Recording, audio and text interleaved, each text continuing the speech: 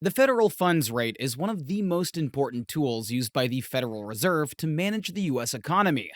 It is used to promote economic growth, keep unemployment low, and control inflation. The Fed funds rate's relationship to inflation is why you've been hearing about the rate so much in the news over the last year. The term federal funds rate refers to the target interest rate set by the Federal Open Market Committee, which is the policy-making body of the Federal Reserve System. This target is the rate at which commercial banks borrow and lend their excess reserves to each other overnight. It is customary for the committee to meet 8 times annually to determine the rate. These rates are influenced by economic indicators such as the core inflation rate and the Durable Goods Orders Report, which provide signals about the economic health of the country. In short, this means that when the federal funds rate is low, banks can lend money more easily and cheaply, which in turn encourages businesses and individuals to borrow and spend more, boosting economic growth. On the other side, when the federal funds rate is high, it means banks have to charge more to lend money, making borrowing more expensive to businesses and individuals. This slows down economic growth, but can also be used as a tool to control inflation from getting out of control. This is done by requiring banks to keep a certain amount of money in an account at a Federal Reserve Bank.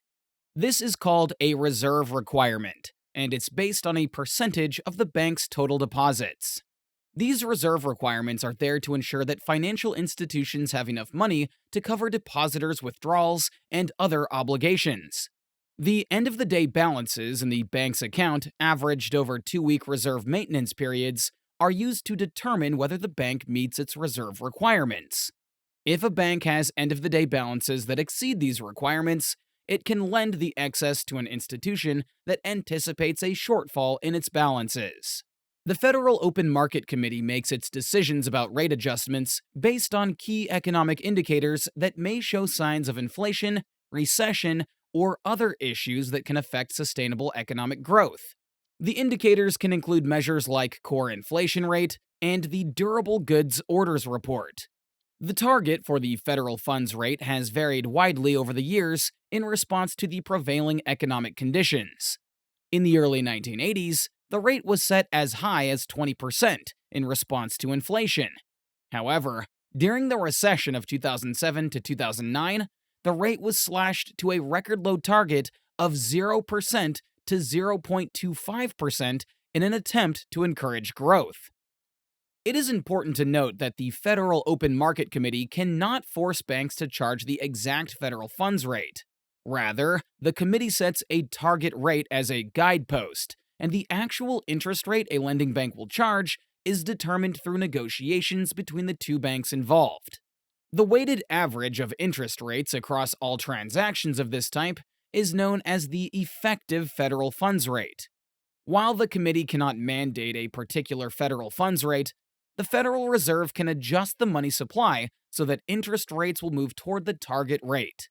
By increasing the amount of money in the system, it can cause interest rates to fall, and by decreasing the money supply, it can make interest rates rise.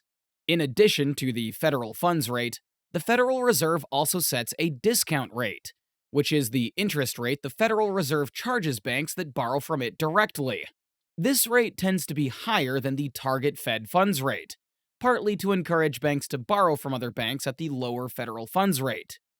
The federal funds rate is essential to the U.S. economy because it affects monetary and financial conditions, which in turn have a bearing on critical aspects of the broader economy, including employment, growth, and inflation.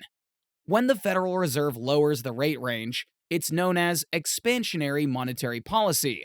This means that banks will offer lower interest rates on things like credit cards, student and car loans, and mortgages become cheaper, which has a positive effect on the housing market.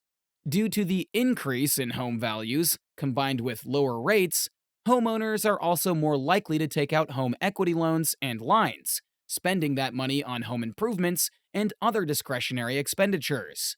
All of these actions stimulate the economy by increasing demand. When demand increases, employers must hire more workers and increase production. This decrease in unemployment increases consumers' ability to spend, which further feeds demand.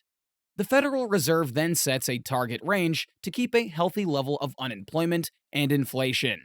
On the other hand, when the Federal Reserve raises rates, this is known as contractionary monetary policy because it slows the economy. The cost of borrowing goes up, resulting in consumer and business borrowing going down. Mortgages become more expensive, and home buyers may only be able to afford smaller loans, which slows the housing market. Housing prices go down, and homeowners have less equity in their homes. They may also spend less, which further slows the economy. Investors keep a close watch on the federal funds rate because the stock market typically reacts very strongly to changes in the target rate. A small decline in the rate can prompt the market to leap higher as the borrowing costs for companies go down. Many stock analysts pay particular attention to statements made by members of the Federal Open Market Committee to try to get a sense of where the target rate may be headed. Thank you for tuning in. We hope you found this video interesting. As always, if you have any questions or comments, feel free to leave them down below. And don't forget to like and subscribe for more informative videos. See you next time!